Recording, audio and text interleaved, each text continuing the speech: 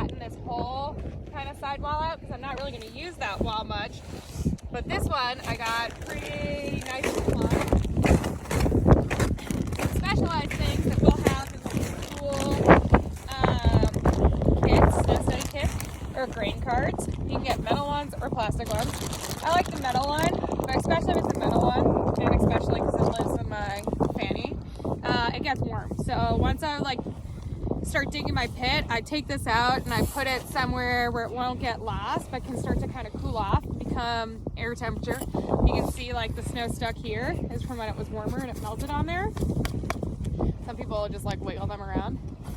Now, often before I start poking and doing my hardness test, I've already been thinking about what I'm finding as I dig my pit, which while I was finishing my pit up, I heard Vix kind of go around and prompt all of you. So like, what are things that you notice while you're digging your pit? Crusts, top crust, basic facets on the bottom. Yeah, there's like a pretty hard layer, some more firm layers, and then a really soft layer on the bottom. Other things, especially when I start smoothing out my wall, sometimes I get these kind of funny little indentations that I can never quite smooth away, and that can be a good clue as to different layer interfaces, what's going on there. If like snow is consistently falling out of a layer here, maybe there's like a little bit of faceting or some kind of weak layer sandwich between more consolidated layers. So that's another kind of visual. Sometimes I can even see, especially on days that have really good lighting, sometimes I can even see a change in the color of the snow. If it's like a little bit whiter, bluer, those sorts of things. So I kind of look for that.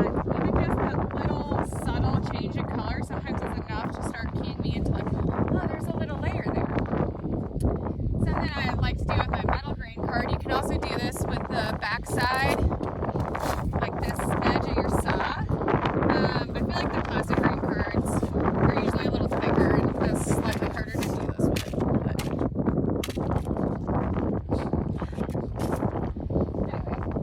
so I'll take my grain card and I'll just kind of see, I might not get through that layer, but I kind of try to pull down, and it's pretty much the same thing I'm doing with my pull test where I'm just feeling, whoop, like that was really hard as it got super soft. Generally I'm trying to keep even pressure, but you know, sometimes it takes a little more try to get through things, and I can feel for those layers. Crust layers can be really thin, and sometimes this, like my finger, can be way thicker than a crust layer. So sometimes doing that grain card cut is really what clues me in and helps me find those crust layers more than doing my density test with my hand, because they can just be thin and easier to kind of skip over. So I've done that. Cool. Now I'm going to start with my hardness test. I'm always going to kind of start like soft and then work my way hard as far as like poking through. So when I put them at the top, I'll start with my fist. Nope, that's not working. Often, especially on new snow days. Not often, but like when you have new snow, powdery, that's where you'll find like fist on top. Okay. Maybe this very like top little bit. That'd maybe be like pencil, that thin piece there. And then a little bit of like forefinger, it seems, under there. It's hard to, it's too thin for my fist. But it might be a little bit of fist.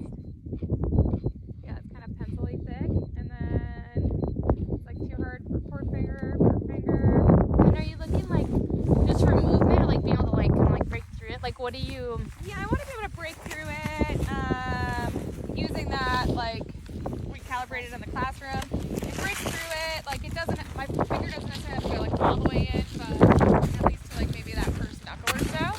I'm trying to break through, and like if I'm not penetrating, then I'm for sure need to go higher, or even like here where it's like clicking my mechanical pencil. I'm like, it's kind of making an indent, but it's pretty hard snow.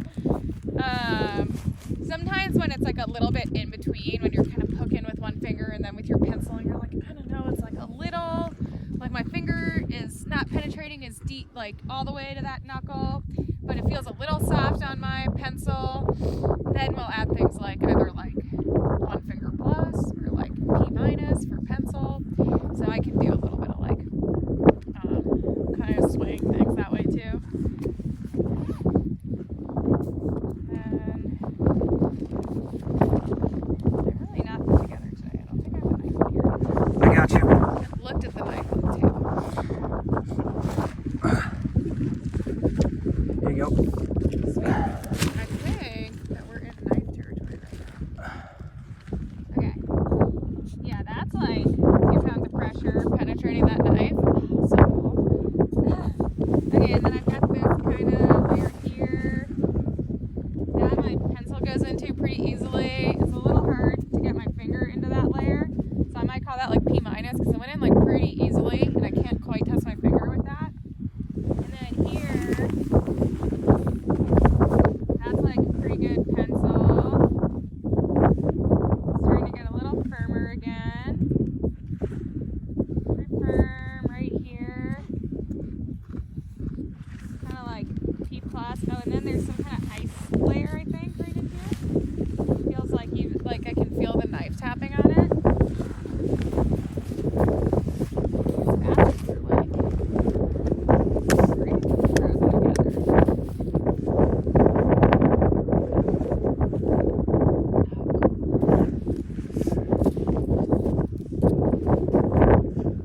Knife.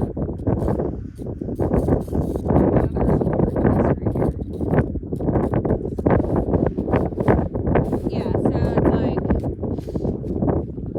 some kind of like frozen together zone, and a nice ice crust, and then I get it more into like 4-finger fist at the very bottom underneath that ice crust. Pretty interesting for a tiny little pit. So in my notebook, I can either, you guys have just like a computer sheet, obviously this page. And so then I can here, since I dug to the ground, I'll call that like 0. And then I can pick an interval. It's pretty short, so I can do like pretty close intervals. When my pit's deeper, I gotta have like bigger intervals to fit in on my page. And then I can start to draw my graph. So right at ground level, I had like this, and then I pull my probe out. Sorry. Measure the depth of those different layers. Sometimes just with my grain card, I kind of like draw little lines around the layers, or if you want to get super fancy, you can bring popsicle sticks with you. And then I can kind of mark like, I'm gonna put one there, and another layer here. If I have enough, I can mark the top and bottom of every layer, and then while I'm drawing it out, it's really easy to kind of reference back and measure and draw my graph out.